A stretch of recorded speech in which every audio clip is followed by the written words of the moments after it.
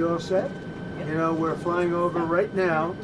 We're flying over a thing called the Gulf of America, and I'm signing a proclamation, and perhaps you could define that. This is a proclamation declaring today, February 9th, 2025, as the first ever Gulf of America Day.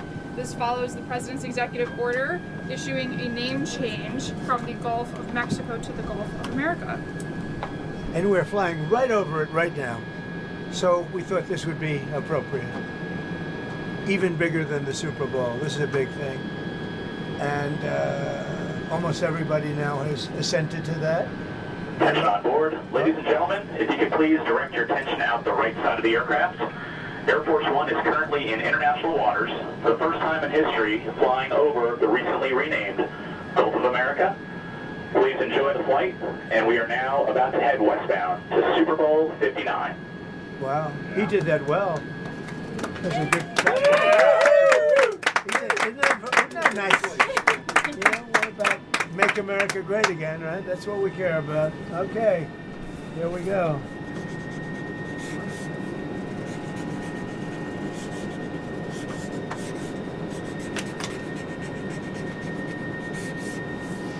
So this is a famous pen now, and we'll put it with something.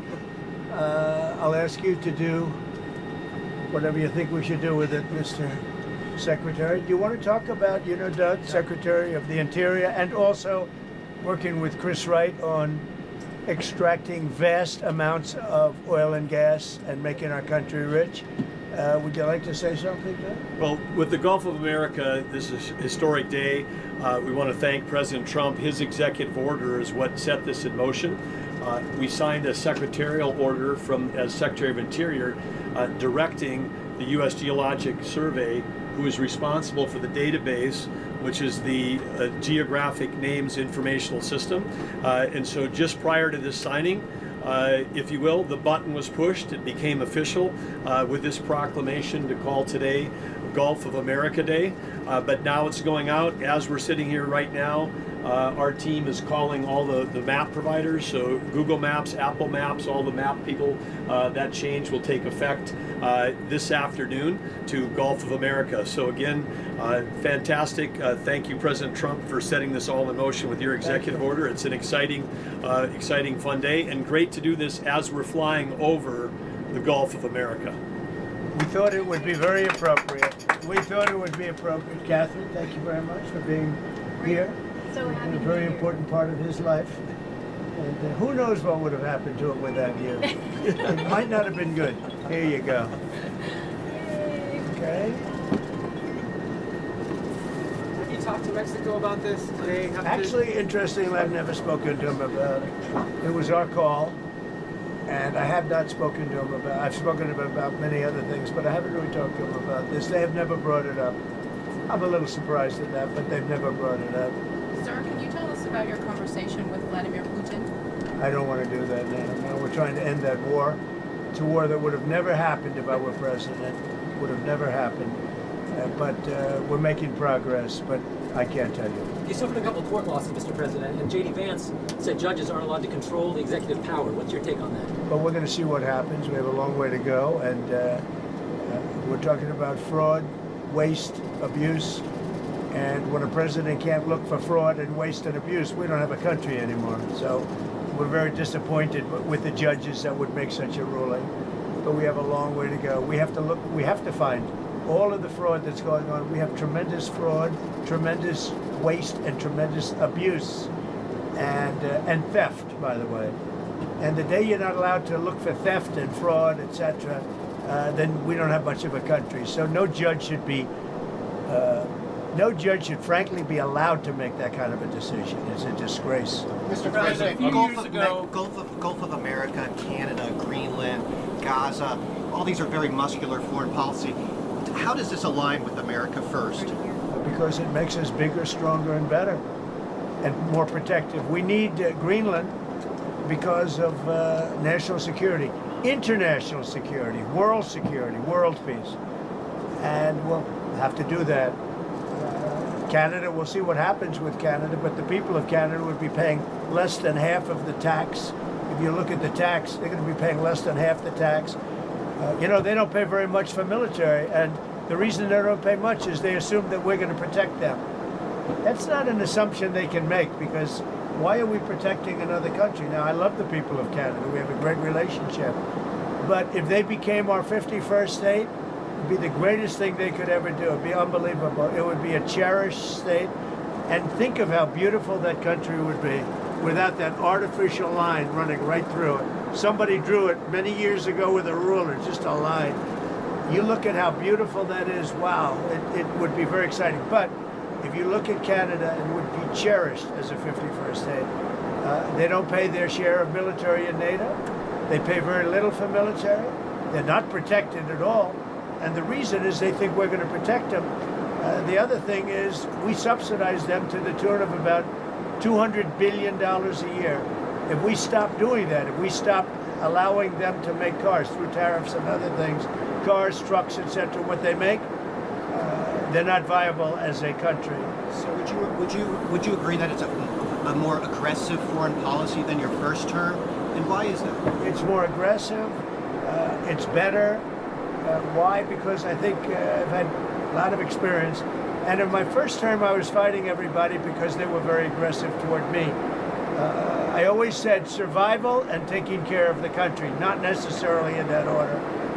But I had to take care of the country, but I had a bunch of lunatics like Pelosi and all of these people. They fought me, and we won. And, I had a lot of other things that were going on there. This time it's much more, they've lost their confidence. I think they've lost the respect of the American people with, men participating in women's sports, with open borders, with transgender for everybody, for all the things that they're doing is so bad. When you allow people to empty their jails into your country with prisoners, killers, their mental institutions and insane asylums into our country, this is what they're doing. When you allow gang members from Venezuela, but many other countries coming into our country, we're getting them all out now. They've lost their credibility, but they've also lost their confidence. So I have more time to do what I want to do. So we're making our country larger. We're making our country stronger. And in the case of Canada, if this should happen, I don't know how they can do it without us, because without the U.S., Canada really doesn't have a country. They do almost all of their business with us. And if we say we want our cars to be made in Detroit, with a stroke of a pen, I can do that. And other things in addition to that would not allow Canada to be a viable country. Mr. President, you said you didn't want to honor first responders today. But you pardoned hundreds of people who assaulted first responders. Why did you do that? Who? You were going to meet with first responders today, but you pardoned people who assaulted first responders. No, I pardoned people that were assaulted themselves. They were assaulted by our government. I pardoned J6 people who were assaulted by our government. That's who assaulted, and they were treated unfairly. There's never been a group of people in this country, outside of maybe one instance that I can think of, but I won't get into it, that were treated more horribly than the people of J6. So, no, I didn't assault. They didn't assault. They were assaulted. And what I did was a great thing for humanity. They were treated very, very unfairly. There's never been an incident like it. Two foreign policy questions. On Putin again, you realize if you don't clarify that, everyone's going to assume you're talking to President Putin regularly. Are you? So is it? It makes sense. Well, I don't want to talk about it. And if we are talking, I don't want to tell you about the conversation. It's too early. But I do believe we're making progress.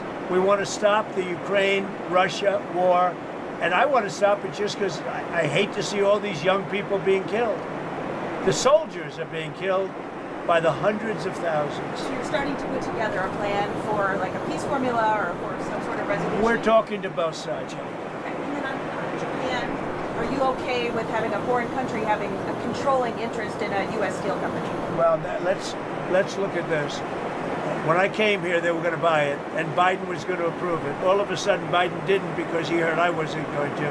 I don't want U.S. steel being owned by a foreign country. Interest is okay? They can have they don't have a controlling. They have an investment. All they're going to have is an investment. Will it be a joint I don't venture? mind an investment in a company, but especially U.S. Steel. U.S. Steel for 15 years was the greatest company in the world, the greatest #1 company in the world, and I'm not going to let another country buy. We had a great meeting on that, but they are allowed to invest in it, and that's different. Mr. President, on tariffs, sir, you talked about reciprocal tariffs coming in this week. Can you tell us a little bit more about that? And are you announcing a plan for it this week, or will I'll be tariffs announcing. themselves kick in this week? I'll be announcing probably Tuesday or Wednesday at a news conference reciprocal tariffs, and very simply, it's if they charge us, we charge them. That's all. When does it go into effect, sir? Almost immediately, but I'll be announcing the details of it, highly detailed, and it'll be great for everybody, including the other countries. But if they are charging us 130% and we're charging them nothing, it's not going to stay that way. This is on every country? Every country will be reciprocal in this way. Every Mr. President, can you confirm that It won't affect everybody because there's somewhere we have similar tariffs. But the ones that are taking advantage of the United States, we're going to have it's reciprocity, it's reciprocal. We're going to have a reciprocal tariff. But we'll have a news conference Tuesday or Wednesday. And just on the steel question, just so I understand We'll you also be correctly, announcing steel tariffs on Monday. on this tomorrow, Monday, yeah, tomorrow. what countries will those go on? Everybody, steel. Including Canada and Mexico? Yeah, United States? any steel coming into the United States is going to have a 25% tariff. What about aluminum, sir? Aluminum too. 10%? Or so is it 10, less than- no, 25%. 25 for aluminum? 25 for both. And on steel, sir, are you ruling out then Nippon Steel having a 51% stake or higher? They won't have a majority stake? Nobody can have a majority stake for U.S. Steel. They can for other companies, but not for U.S. Steel. I think you agree with that, Doug. Right? U.S. Steel was one of our great companies, and through a lot of stupidity and bad government and also bad management of the company, it lost that luster. But it's going to gain it back, and tariffs are going to help. Tariffs are going to make it very successful again. And I think it has good management now, too. Yeah. Sorry, may I ask one, please? Can you confirm that you'll be meeting with MBS and Sisi of Egypt soon? Will that be at the White House, or are you speaking? Well, I'll be meeting with all of them numerous times, by the way, but I'll be meeting with all of them. And yeah, I think that it's a big mistake to allow people, the Palestinians or the people living in Gaza, to go back yet another time. And we don't want Hamas going back. And think of it as a big real estate site. And the United States is going to own it and will slowly, very slowly, we're in no rush, develop it. We're going to bring stability to the Middle East, to a totally war-torn part of the Middle East. A part of the Middle East that has caused tremendous problem, the Gaza Strip. And we'll own it. It's totally demolished right now. It's a demolition site. It'll be reclaimed. It'll be leveled out, fixed up. There won't be anybody there. Hamas won't be there. We'll be building through other of the very rich countries in the Middle East. They'll be building some beautiful sites for the people, for the Palestinians to live in. They'll be living in harmony and peace probably for the first time in hundreds of years. And just to clarify, I know you don't want to tell us about your conversation with President Putin, but can you clarify whether you had that since you've been in office, or whether it happened before you became president? I've had it. Let's just say I've had it. As president, And I expect to have many more conversations. We have to get that war ended. It's going to end. And we have to get it ended. And we have to get it ended soon. Should have never happened, would have never happened if I was president. Mr. President, a couple of years ago, your vice president said that suggested that if the Supreme Court rules in a way you don't like, just let them enforce it. Do you agree with that? Say the last part. The vice president suggested that if the Supreme Court rules in a way that you don't like, they can just enforce it by themselves. Do you agree with that? I don't know even what you're talking about. Neither do you. Who are you with? Up close, sir. Who? Up close. Oh, no wonder. I thought they died. Are they still around? I haven't read them in years. I thought they died. All right, go ahead. Who else? On security clearances, you've been yanking a lot of them. Why does it make the country safer to take away the AG's security clearance? And is that a form of retribution? Which If there's somebody, no. If there are people that we don't respect, if there are people that we thought that were breaking the law, came very close to it in previous years, we do it. And we've done it with some people. We've done it with Biden himself. We think our country is not as safe if you gave him clearance. We don't think he knows what he's doing. And what he's done to this country is a disgrace. And what he's done in terms of allowing criminals, murderers, drug lords into our country, people from mental institutions into our country, he should be ashamed of himself. Is that a legally valid reason? On deportations, there's been some reporting that you've been upset that there haven't been more deportations. Can you clarify that? I think they're doing an incredible job. It's very tough. Deportations, finding murderers is not easy. Some of them are actually very smart. They shouldn't be in our country. They wouldn't have been. We had beautiful, we just set records for closure. We have the strongest border we've had in many years, since my term. But even for many years, decades before that. They're doing an amazing job. I think Tom Homan's doing an amazing job. Kristi Noem is doing an amazing job. But it's not easy finding murderers who know they're being looked for. But we're sending out thousands of people. We're getting rid of thousands of criminals from our country. So, do you expect to meet him in person anytime? Putin. Do you anticipate meeting with him in person? I imagine I would be meeting with Putin, yes, at the right time. I think at the right time, at the appropriate time. Mr. President, back on Gaza, the White House press secretary told us last week that you're committed to rebuilding Gaza. Steve Witkoff said that process would take 10 to 15 years. Does your commitment to rebuilding Gaza extend beyond your time in office? Committed to buying and owning Gaza. As far as us rebuilding it, we may give it to other states in the Middle East to build sections of it. Other people may do it through our auspices, but we're committed to owning it, taking it, and making sure that Hamas doesn't move back.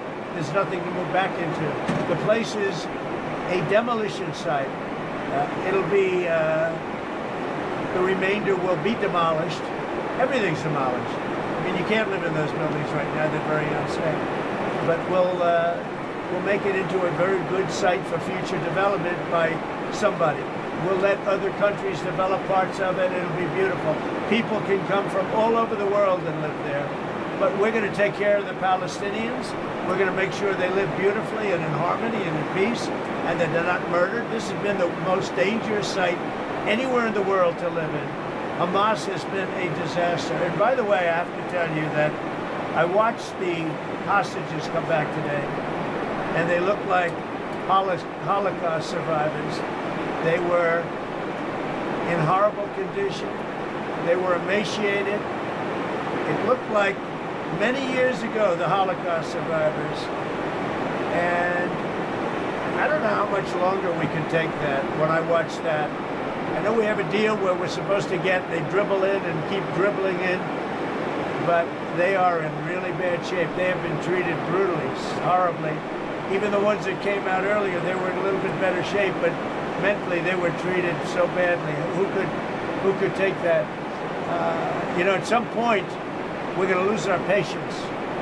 When I see that scene that I saw today with people coming out of helicopters and airplanes that are emaciated, that look like they haven't had a meal in a month, no reason for that. And I don't know how much longer we can take it. Do you mean you want to recast the I don't hostage know how deal? long we can take it. When I watch people that were healthy people a reasonably short number of years ago, and you look at them today, they look like they've aged 25 years. They literally look like the old pictures of Holocaust survivors. The same thing. I mean, the same thing. And I don't know how long we're going to take that.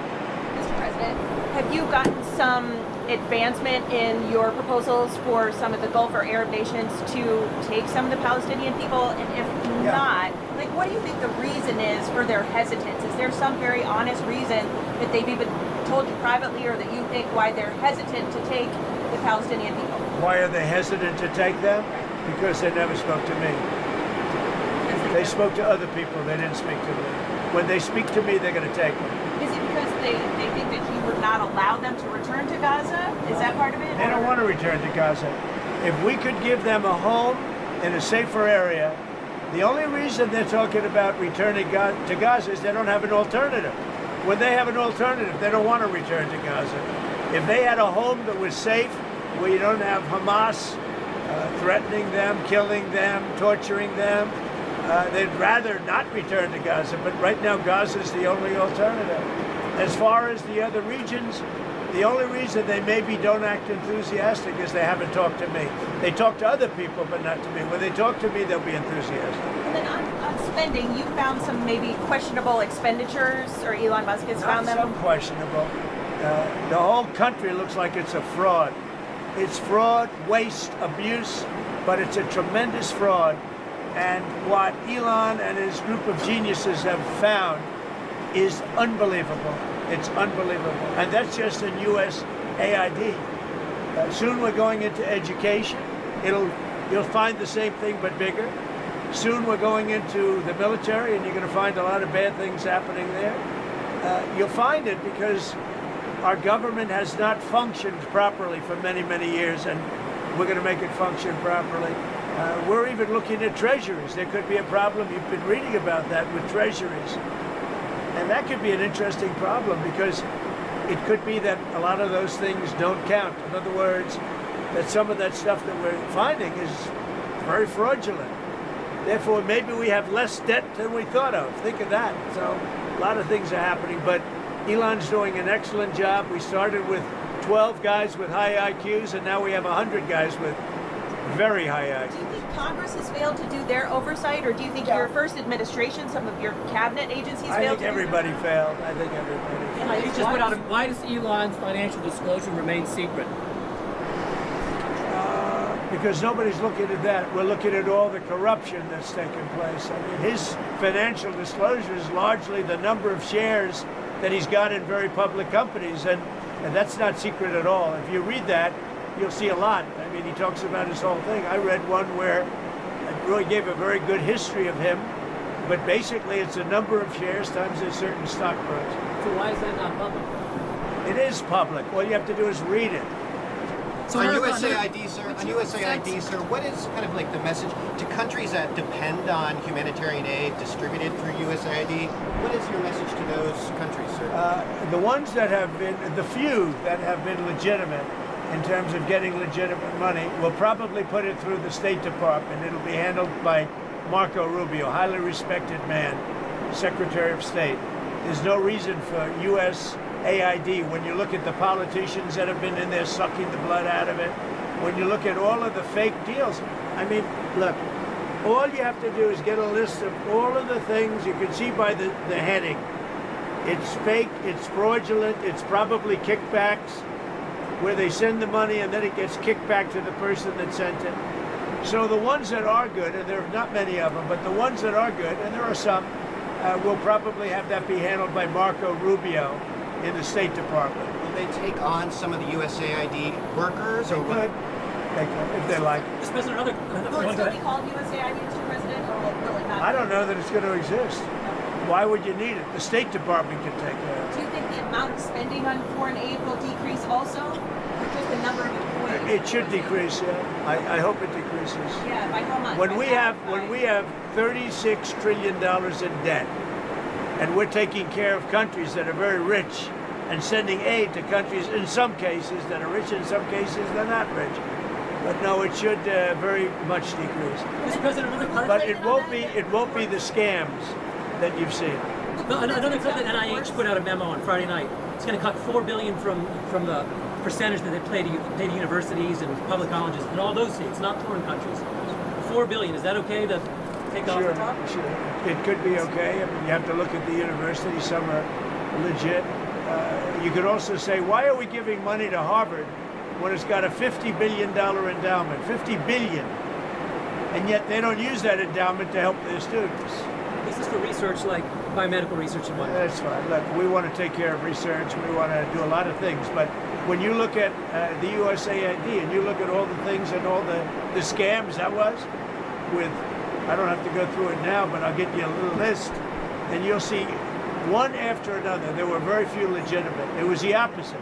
Usually you find something wrong, like 1 out of 100, But this is the opposite. Here, almost everything was wrong. You find very few that were good. But there were some that were good. That'll be handled by the State Department, I assume. That's not final yet, but I think the best would be Marco Rubio at the State Department. One or two more. Is the DoD spending too much on launch services? Is the Pentagon spending too much for launch services to space? I think space is going to be a very important element. You know, I'm the one that came up with Space Force. I'm very proud of it. Biden tried to get out of it, and he was really rebuked by the military. I think space is going to be one of the most important things we do. It's going to be all about space, especially defense. So space is very important. Mr. President, would you accept Palestinian refugees into the United States since you're looking to other countries to I'd have accept to them? look. I think it's a very far distance for them to travel, but I'd have to look at individual cases. But I do think that coming into the United States, we've taken a lot of people. But coming into the United States, it's a long way for them to travel. They're far away from their families and their friends and everything else. I think they'd be very happy staying in the general area with in a place that was safe, where they could be safe and lead a good life. They don't want to go back to Gaza. As I said, I've said it a lot. They only go back because they have no alternative. They don't want to go back to Gaza. So we'll see. We hope that we'll be helped by Egypt. We hope that we'll be helped by Jordan. We hope that we'll be helped by other countries. We hope that some of the, like Saudi Arabia and others, can spend some money on it. They have tremendous amounts of money. They'll spend some money on making people comfortable and safe. One question about the Super Bowl. You're going to the game. One of the big things that you've done so far in office is cracking down on DEI. I saw that the NFL commissioner said, I think this week, that they're happy with their diversity program. What's your take on that? Would you like to see any changes there? I don't know what the diversity program is. To be honest, I know Roger very well. I'd have to look at what he said he's happy with. He was happy also with the flag and a lot of other things that didn't work out too well. We'll have to see what he was happy with. But right now, that's you know what the law is. The law is the law, and it changed, and it's been backed up by the U.S. Supreme Court. But we'll see. There are a lot of interesting things going on right now. I'll tell you what. There's a light over the United States. People are happy. They're more confident. The approval ratings for this country have gone through the sky. More than at any time we've had approval ratings, that there's never been anything like it. We've never seen 49 points up. 49 points up. And I think there's a light actually long beyond this country, all over the world. I've been called by other leaders.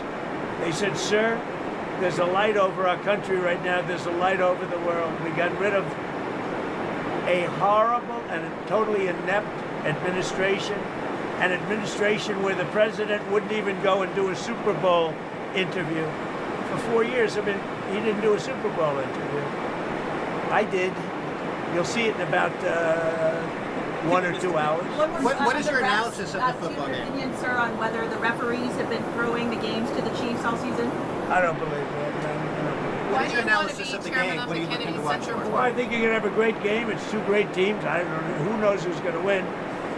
You have great players, though. You have really superstars playing on both teams. So I think it's going to be a great game. Why do you want to be chairman of the Kennedy Center Board?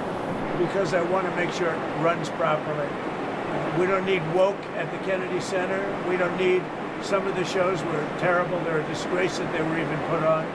So I'll be there until such time as it gets to be running right. Have you seen any shows there? How do you know they're I terrible? didn't go. No, I got reports it was so bad I didn't want to go. There was nothing I wanted to see. Thank you very much, everybody. Yes, about Modi, sir. About Modi, you're meeting Modi. I look forward to it.